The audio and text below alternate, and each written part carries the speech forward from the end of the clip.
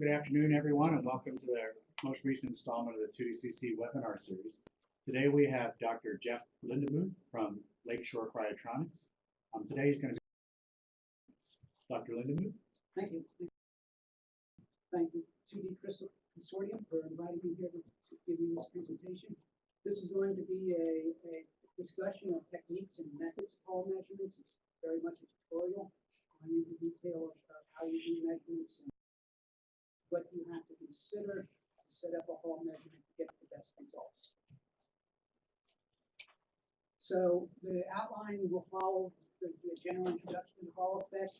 We'll talk about sample considerations that involve in geometry and contacts. And we'll spend a little bit of time talking about only contacts, which are very important to get good measurements from a Hall system. And then we'll go into the details of Hall measurements. Let's first talk about doing Hall measurements on high mobility materials, the DC field method. And then we'll talk about how to extend the measurements to lower mobility materials with the AC field method.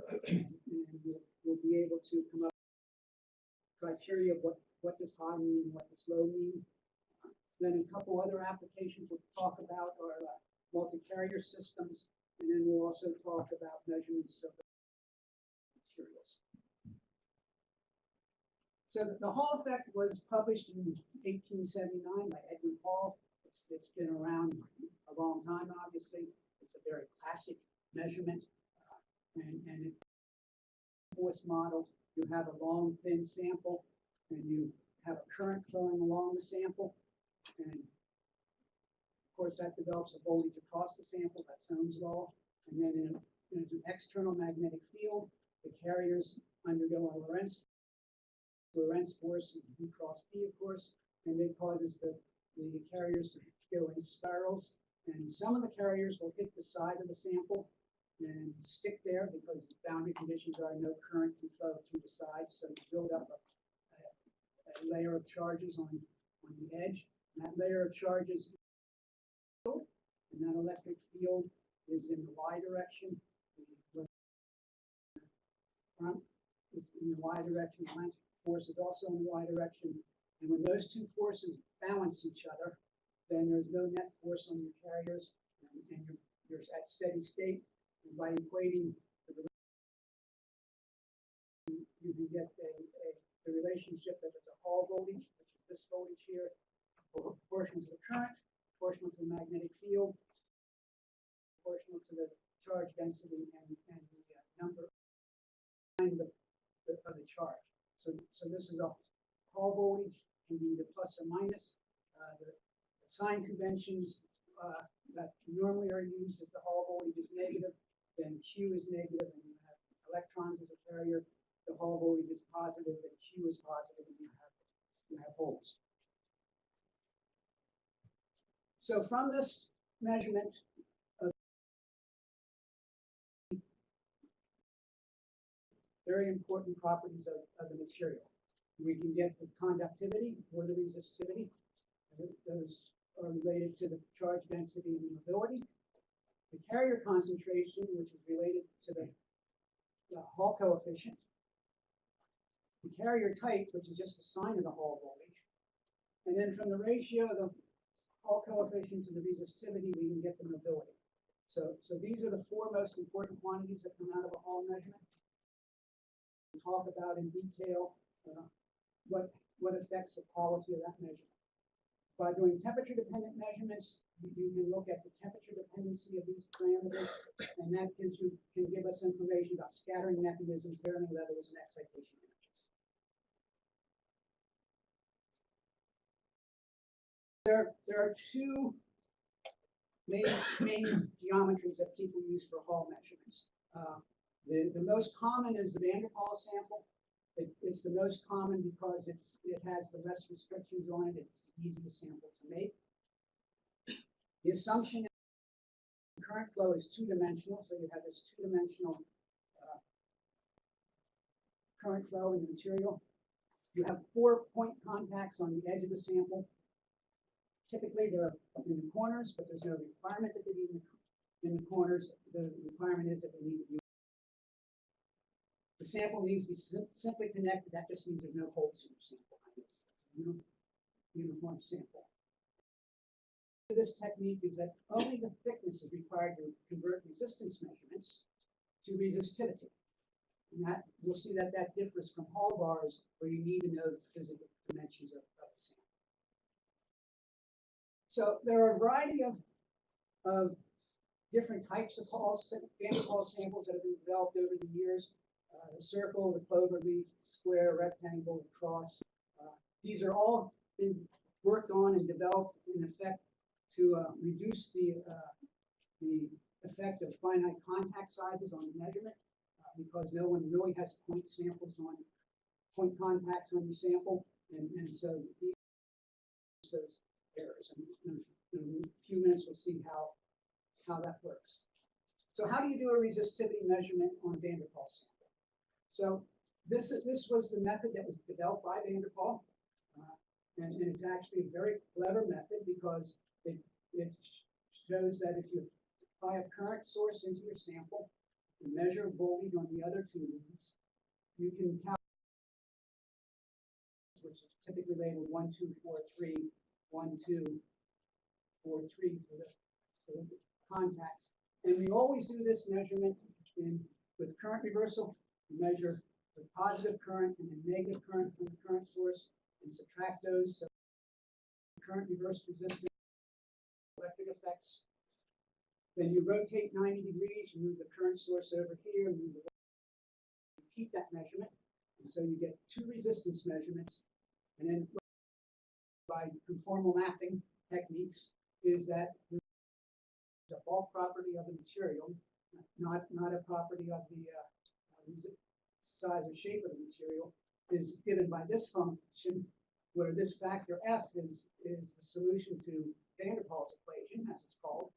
And it looks like this. And here Q is the ratio of these two resistances, and the ratio is picked such that the ratio is greater than 1. So you do these measurements, you form this ratio, you solve this equation for F, you can use this F in this equation to get the resistivity. This is written as a sheet resistivity. If you have a thickness, you want a bulk resistivity thickness into this equation. So this is a standard resistivity measurement of Van der Waals. It's widely used. Most modern Hall measurements, commercial systems will solve this equation for you. You don't have to know how to solve this nonlinear. That's the essence of the measurement. So how do we measure the Hall voltage in a Van der Waals sample? Well, it actually is a lot simpler, at least in theory, because here you just move the current source on 3 rather, and measure the voltage between 2 and 4. And that voltage is the Hall voltage. And it's related to the Hall coefficient, the field, the current, and the thickness of the sample. So once I have the Hall voltage, from which I can get the Hall coefficient, then I can relate those quantities along with the resistivity measurement to the carrier density and the mobility. So that's the basic method of measuring Hall measurement on a Van der Waals sample. The other sample is what's called a Hall bar. So this is designed, instead of having one-dimensional current flow, instead of having two-dimensional current flow, one-dimensional current flow. So it's a long, thin sample. And so the current always goes between what are typically labeled contacts 5 and 6. So the current goes here. There are arms on the side with voltage taps for measuring the voltages. And the resistivity is obtained by measuring the voltage difference between, say, 1 and 4 and 3. And once I know that voltage related to the resistivity by this equation, and here you need to know both the width and the distance between the arms to do that measurement. So it's in some sense a theoretically better measurement, because it's a 1D measurement. You control the geometry better, perhaps, but you need to know your geometries.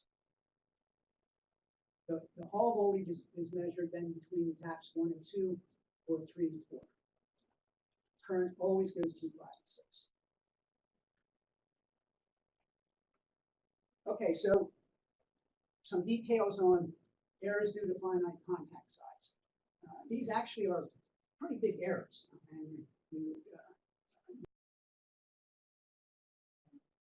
take them into account when you, especially if you're comparing different samples that might have different size contacts on them.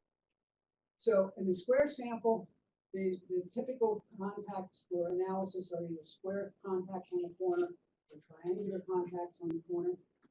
And the size of the contacts, the length of the side, this assumes a square sample. And so, for instance, for C over L equal 1/6, then there's a 2% error in the resistivity for square contacts, less than 1% for triangle contacts. But the Hall coefficient errors are much, much bigger. The error in the Hall coefficient is triangular contacts in this condition. And it increases by another 3% as mu b, the mobility times the magnetic field, goes from 0.1 to 0.5. So you increase the magnetic field, the errors get bigger. So then you can look at a circular sample. And here the scaling is, again, the size of the contact to the diameter. You can look at the error in resistivity, and that's actually pretty contact with C over L 16. But again, the Hall coefficient error is 15%, and C over L is the 6th. So again, there's large errors and smaller errors in resistivity. So in an effort to improve these samples, people developed what is called the cloverleaf sample. A circular sample with these little slots on the side. Okay. Now, this reduces the errors by a factor of 10 to 20 for the resistivity and 3 to 5 coefficient. So it's a much more accurate way to do the measurement. The problems with it are it's one, structurally more fragile because you've got these slots in it. They tend to break. And the other problem with it is that the active area of the measurement, you're just measuring a small part of your sample as opposed to these where you're measuring basically the entire sample. However, it does give a much more consistent and better average results. If we look at this problem for Hall bars, if you make your Hall bar just as a long, thin sample with no arms on it, you just put bodies on it, no arms at all, then errors are pretty big, like 13% for doing this. The trick is you put these arms on, and these arms are narrow and long, and basically that reduces the error to near zero. That works because the current flow is now really one-dimensional. No current's going to flow up here and come back down. The effect of these contacts is minimized. So the story to remember here is that contact sizes matter. They can give rather significant errors on the measurement, and so you need to at least be aware of that as you're doing your Hall measurements. Okay, putting contacts on your sample is a very, very important step. I'm not going to go into a lot of detail how to do that. That's a science and an art all to itself. We could spend a whole hour talking about that. But I will talk a little bit about how we can the quality of those contacts.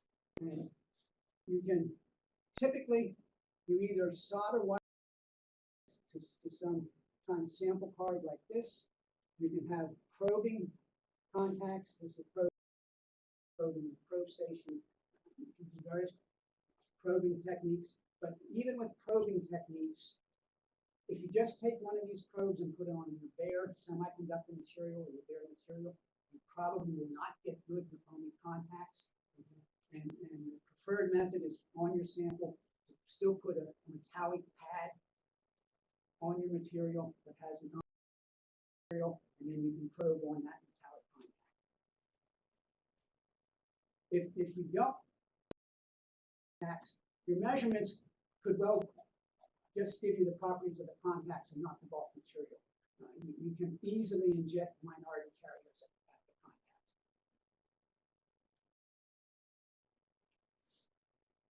contact. Okay, so the quality of a contact is measured by using an IV curve. This is just a measurement of the current and voltage or the range of currents, or possibly a range of voltages, using the source voltage rather than the source current. And you fit the data to a straight line. You want the only contact should have a straight IV curve to a straight line. Correlation coefficients of that fit greater than 4 nines. So the data might look something like this. Show a couple different examples here. Very good arsenide with very good contacts on it. The correlation coefficient is 1. So this is a good high quality only contact material. Here's a P-type silicon with just indium contacts made on it. Basically, you just take indium and heat it up and try to make contacts. Although this looks good, it has a correlation coefficient of a couple nines. If you look carefully, you can see that the points are slightly below the line here, slightly above the line here, and that's a, yes? So we have a question online which asks, which sample geometry for mobility measurement of FET devices? So in FET devices, the mobility is usually measured as a channel mobility from IV curves. So it's a 3-terminal measurement, source, drain, and gate. If you have if you have unstructured devices you want to measure the mobility, then Hall, but they can be difficult to fabricate, and so you may end up using Hall anyways. But I would recommend Hall bar for that application. Other questions? Someone's saying they have no audio, but I think it's a button issue on their side. Okay. So in this case, this type of curve is an indication of self-heating of the sample, because when your current is here, this is 10 microamps. The current is the I squared R power that's going into the sample is 100 times bigger than at the low currents around the microamp. So this sample heats up and then heats up again, and it's self-heating. Self-heating can be a very big problem in a Hall measurement because it's up, its resistivity changes, and so you have a slow drift of the sample properties during the measurement time. We'll show examples of that later. So here are some other not nearly as good contacts. This is maybe self-heating, maybe just contact in general. Here, I mean, you can actually make diodes. I mean, you can really get diodes, which obviously are not what you want. And this one's a little bit better, but it still has just 2 nines of correlation coefficient, and shows this self-heating effect. Okay, so now that we have good contacts in our samples, they're ohmic, we've checked them out, they're good, we're ready to do a measurement. Yes. If I have a diode, I won't be able to measure I won't be able to do these measurements. No, that's right, because the essence of the measurement, okay, in all steps in the measurement, is we do current. So we want to do a measurement here, and we want to do a measurement here, and we assume that the slope of the line going through that is characteristic of the material itself. But here, if it's a diode like this, then you don't have a linear IV curve, and you can't do current reversal and sort to some other types of measurements. So how do you deal with like the self-heating? because like even like or also with a Schottky contact, like if you have a Schottky contact at like a low current, it'll be non-linear, but if you just crank up the current, then up it'll eventually. Well, what I usually, what I try if I have a Schottky contact, this is something like this, I'll try and go down in current to see if I can find it. Not be able to do the 10. But if you can find a region at low enough currents that is linear, and you can get enough voltage on your measurement then to get a good measurement, because the voltage will go down and the noise won't, and so you'll have signal to noise issues. That's the approach that I would typically take.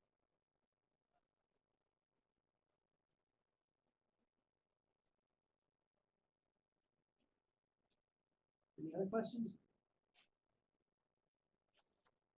Okay, so when you do a Hall measurement, besides the Hall voltage, there's a whole bunch of other that are present that you need at least be aware of. They all have names of mostly German physicists behind them. Some of them are voltages that you measure that do not depend on the current or the magnetic field, but do depend on temperature gradients, and that would be the thermoelectric effect, the Seebeck effect. So those will always be present. There are voltages that are driven by temperature gradients and B fields, and the Nernst effect and the Gay-Ledoux effect. And so these are depending on B, don't depend on current. Then, of course, Ohm's law depends only on current. And the Hall effect depends on the product of there's also the Ebbinghaus effect that also depends on UNI. So in the typical protocols that we'll describe here, you could end up measuring both of these effects.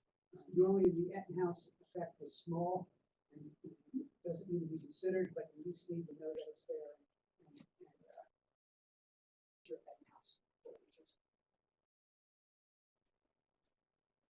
So the thermoelectric voltages, the Seebeck effect, can be removed by current reversal.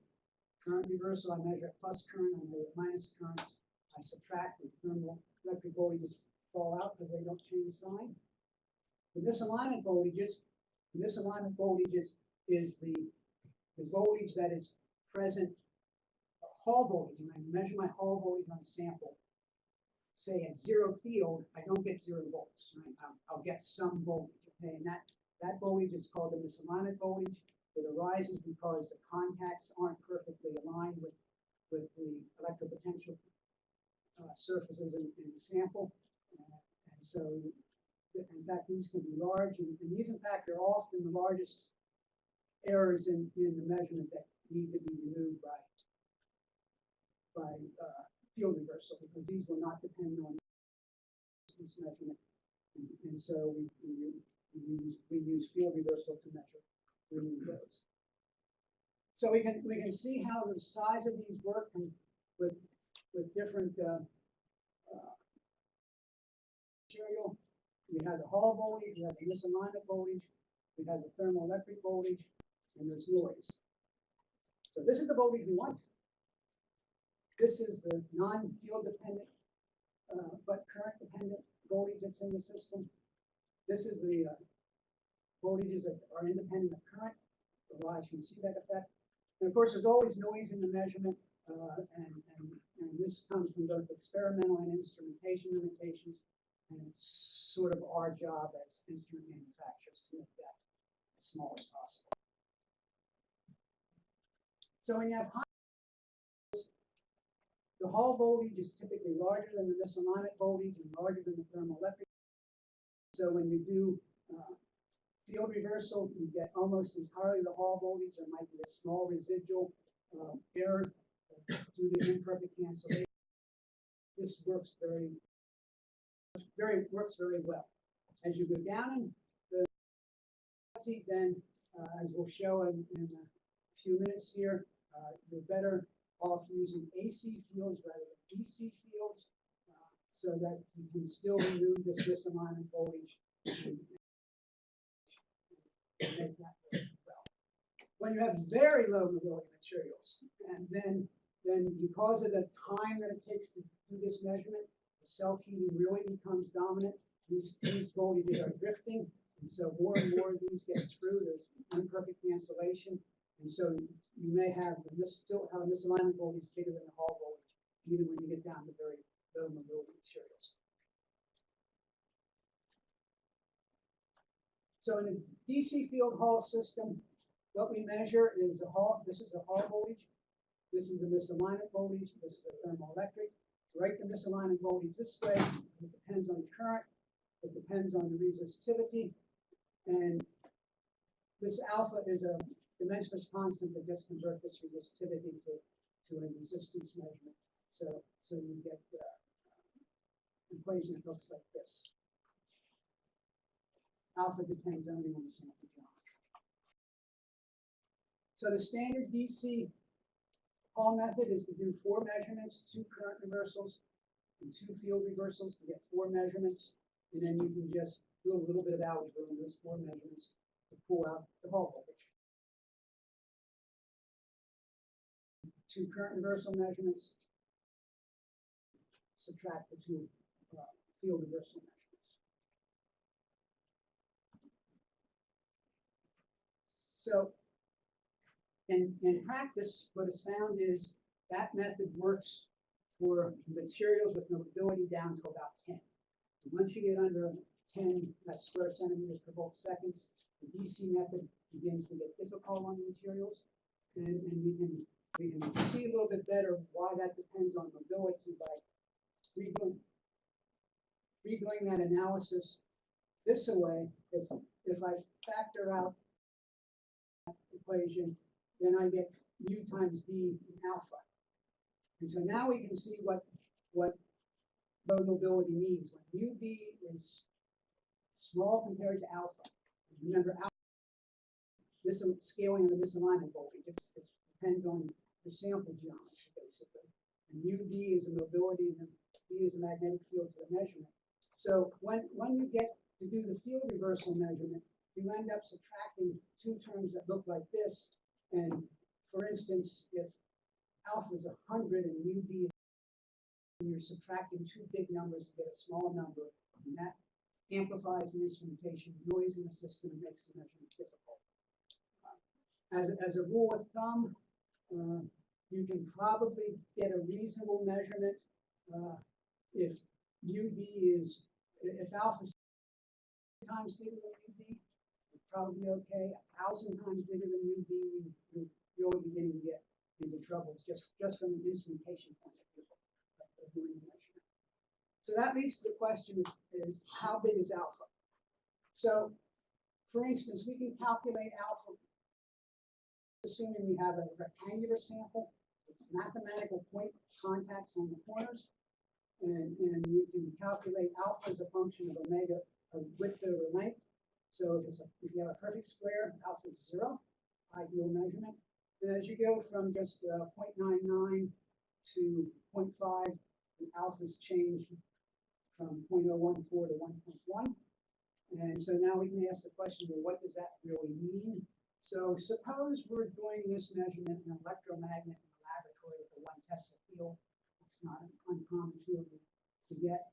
And so we ask the question, we're given a 1 Tesla field, what's the mobility that makes mu b equal to alpha, equal to this alpha, for these cases? And the mu is in square centimeters per volt second. So there's a factor of 10,000 between that and square meters per volt second. So mu equals 140 at this ratio, then mu b is equal to alpha. And then at this ratio, a 0.9 ratio, it's 1400. Gives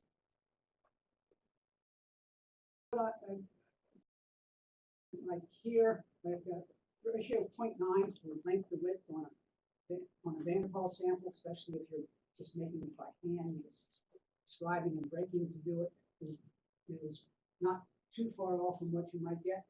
And if we say, okay, I can measure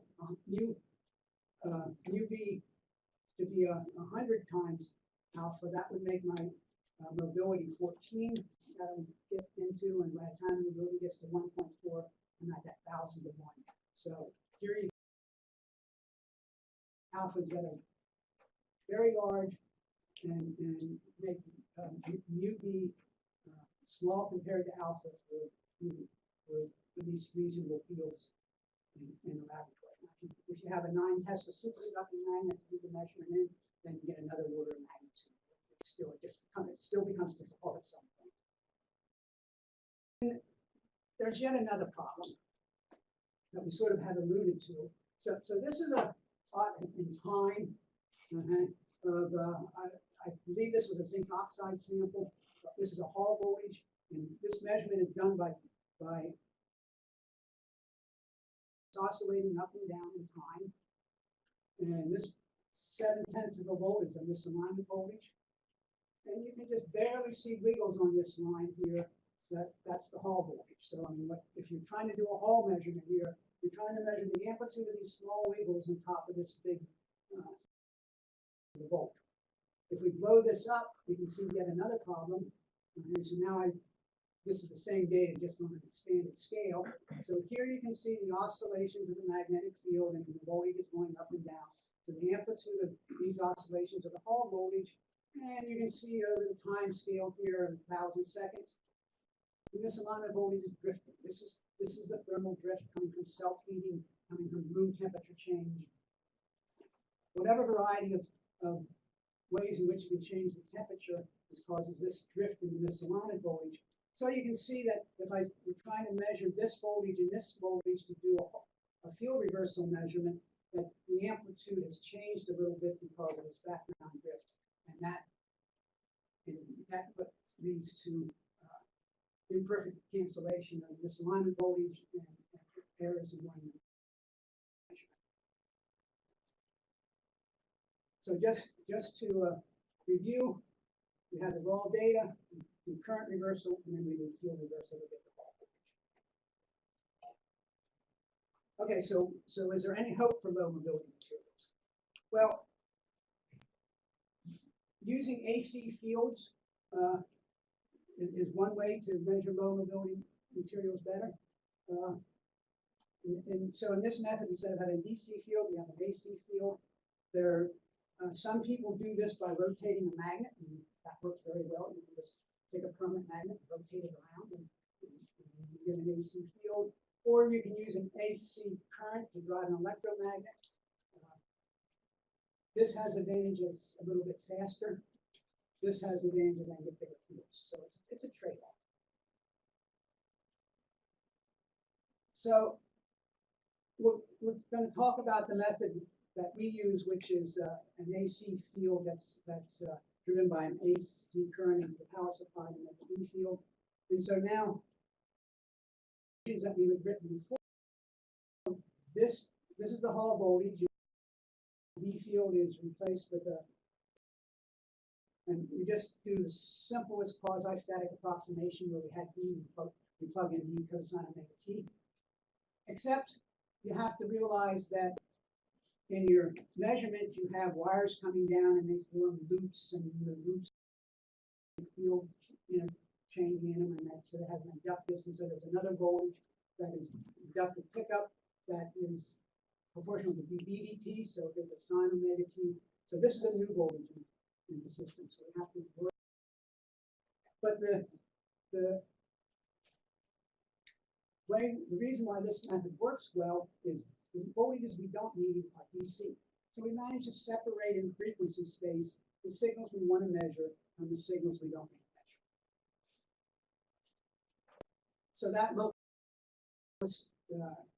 model of the system. We have some voltage there. We put into a capacitor. And on the other side of this capacitor, these DC voltages disappeared. We put into a lock-in amplifier, and now we just have the problem of getting rid of this term. So in principle, the Hall voltage is in phase with the magnetic field. The inductive pickup is 90 degrees out of phase. I could phase my lock-in exactly to the magnetic field. I would be done, but that is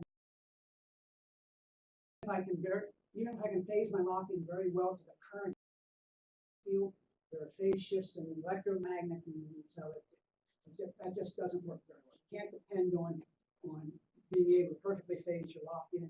You're going to get phase errors. So what you're really measuring is something like this. It sort of looks like you've got a problem again, and then you realize that the inductive pickup term doesn't depend on current, and this term does depend on current. So now I can do current reversal again, not to get rid of thermoelectrics. They already disappeared because they're in the DC voltages, but to get rid of the phase errors. And when you do that, then you get the voltages that look like that, and the magnitude of that gives you the Hall voltage. All right, so now I'm going to switch and talk about some applications. A couple of them, a few minutes that we do. Multi-carrier systems are actually a rather important part of the Hall measurements. To make it easy to describe this process, you sort of have to switch over to tensor notation for the resistivity and conductivity. And we'll see why in a second. So instead of D equals IR, I write the electric field is a resistivity tensor times current density. There are ensemble relationships that relate these relationships to each other. These are very general thermodynamic relationships. And then for a Hall field and for a Hall effect with a B field in the Z direction, we can write the resistivity this way, and the inverse of the resistivity is this, is the conductivity. So for a single carrier, these are the quantities of interest.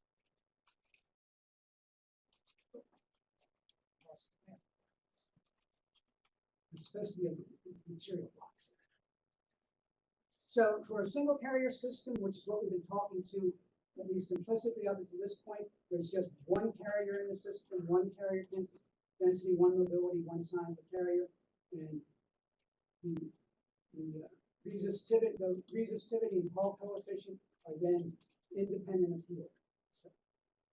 So if I do the measurement of multiple fields, I get the same answer for each field. In a multi-carrier system where you might have carriers with different densities and mobilities, and even different carrier types, then that we make is just like resistors in parallel, we add the conductivities of each individual carrier. So it looks like this. Is the number of carriers. Add these up. If we could invert this, this would be the Hall coefficient and the resistivity. This, of course, is what the Hall measurement typically measures. And the point being that these are now dependent on B field, no longer independent of B field. So if I measure the resistivity and Hall coefficient at one B field and I change the magnetic field and measure it again, I'll get a different result. So there are lots of ways to analyze that data. Some variation or another on minimizing a chi-squared. This is the difference between our measured conductivity and the model conductivity. Here, M is the number of points that we measured over. N is the number of carriers you're assuming. And so that gives you two N fitting parameters for that, and then you can use any number of non-linear least squares fitting procedure. This will be non-linear because the mobility will be non-linear. Zero field resistivity is linear, but mobility will be non-linear. So this is what data looks like. This is an indium phosphide p-hemp.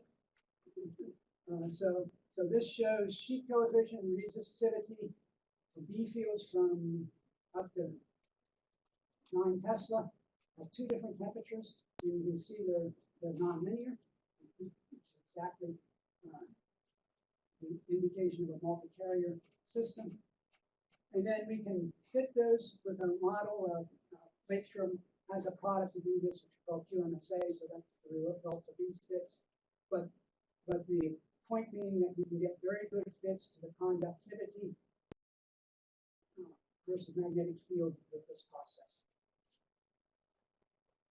then you can really start looking into things. But now I can look at these as a function of temperature, and look at the number of carriers that, this is at 50 Kelvin, and you can see, for instance, this is a p-hemp, there's a channel, carriers, a high mobility carriers, and then there's some low mobility cap layer carriers, and these change with temperature, and allow you to analyze materials. For instance, here's another system.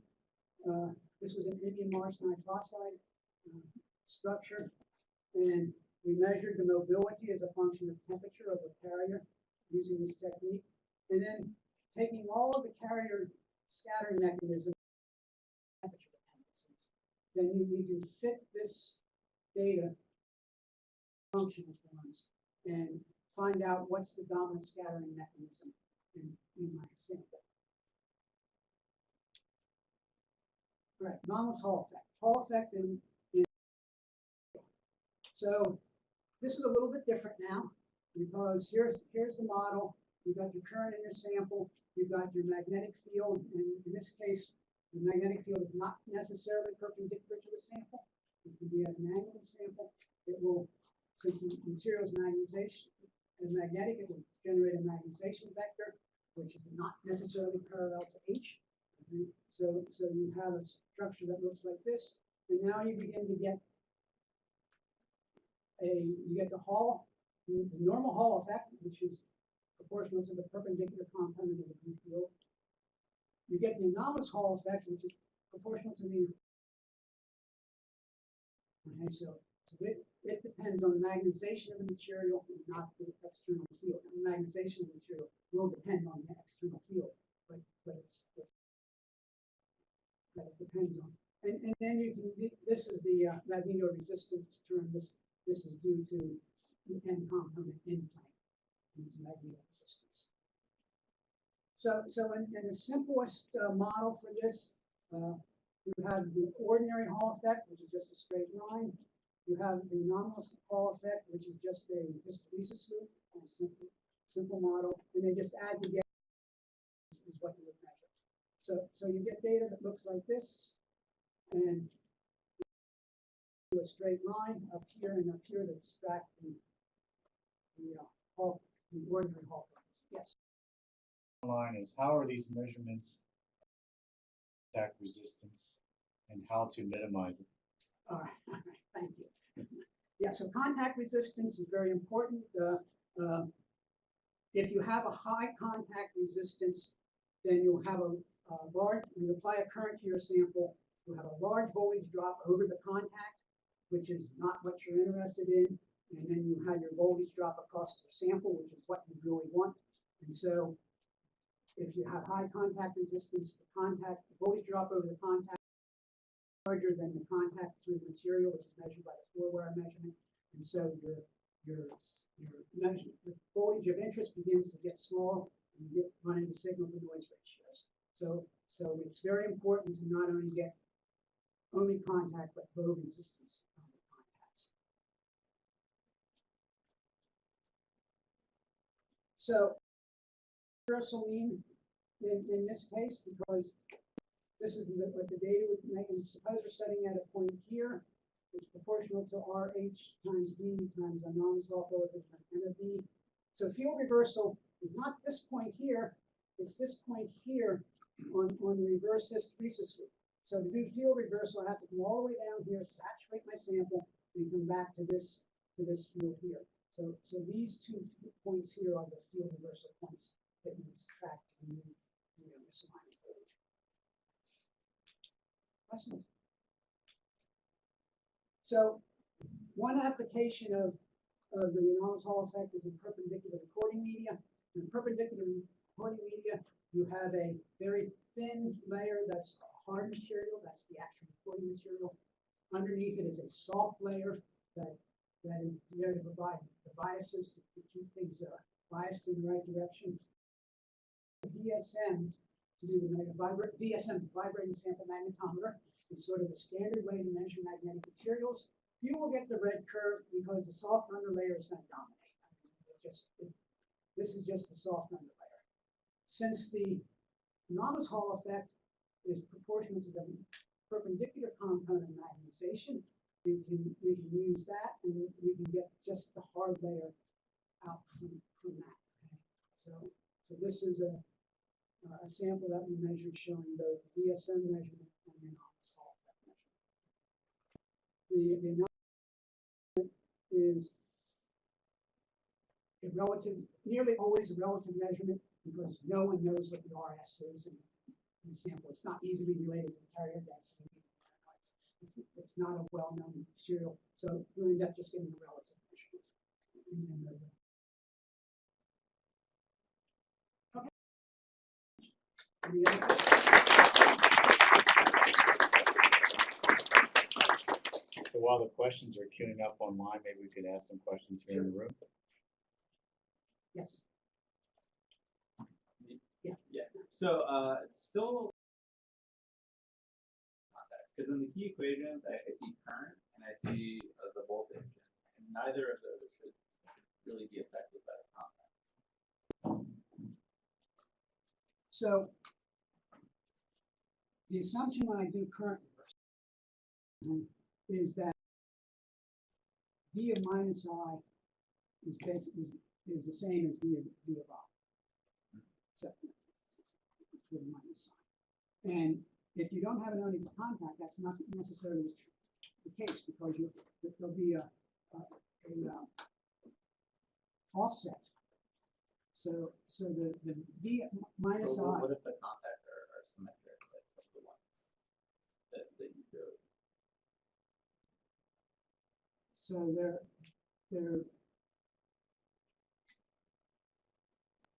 I'd be concerned if they're really symmetric, and that should be really count on getting rid of the thermoelectrics. I mean, thermoelectrics are just a few microvolts.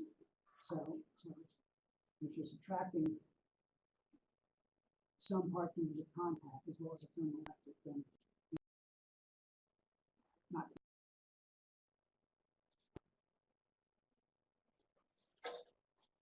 Yes. When we're trying to do a temperature calibration for the stage, let's say the lecture system, we have a temperature sensor. Supposed to do with this temperature sensor when we try to do a temperature calibration. This might be not relevant to the hall measurement, but really to the lecture system.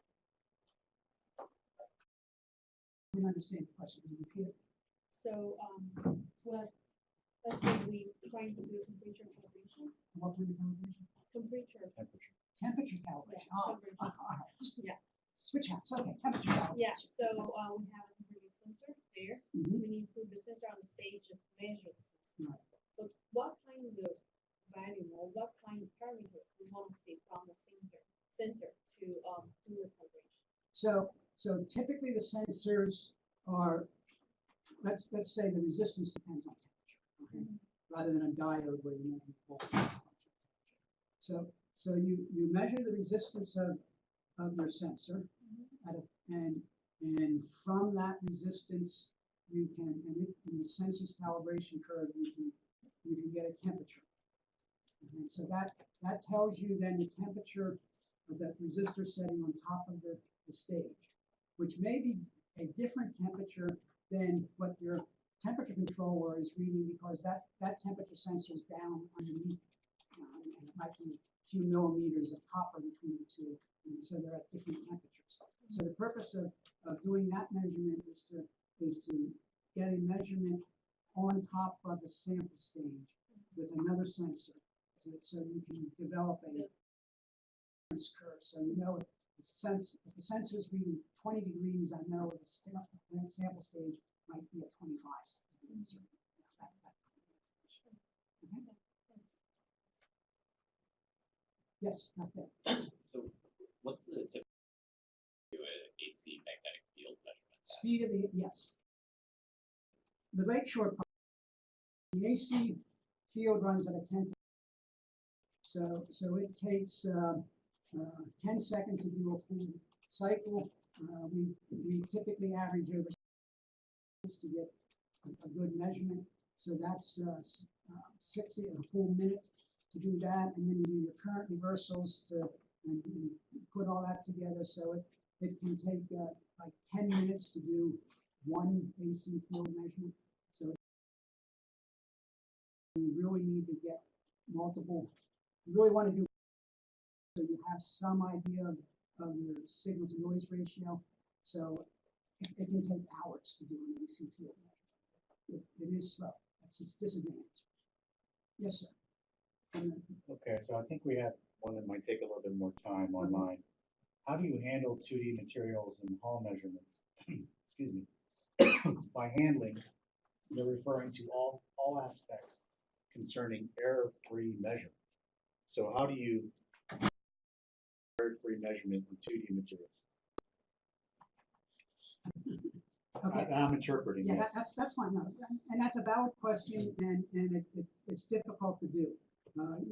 So what we recommend is first, you make sure that you control all the errors related to contact size and sample shape, right? And those are we talked about briefly, and if you look, get into more detail on those aspects. Then when you're actually doing the Hall measurement, go through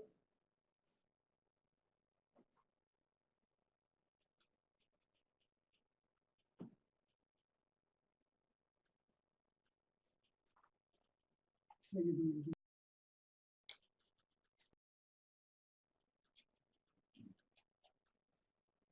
so as you go through these four, the current reversal, and look at the relationships between these measurements, because they should be repeated measurements. You have to look at the signal to noise ratios to make sure you get good signal to noise. What I did here, for instance, back on the Vanderpool sample, when you do the Hall measurement, you put the 3, 2, and 4. You can also put the current source between 2 and 4 and measure the voltage between 1 and 3, and those should be the same. Reciprocity theorem that basically says those two measurements should be the same. You do those measurements as well to make sure you get good consistency there. And even in the resistivity measurements, where there's 90 degrees to each other, we can repeat the measurements again with the current source and voltage source reversed, and do that again. Again, the reciprocity theorem says those should be the same. So you do those and you compare those numbers and compare the signal to noise ratios that you get to make sure that you've got a good, consistent measurement.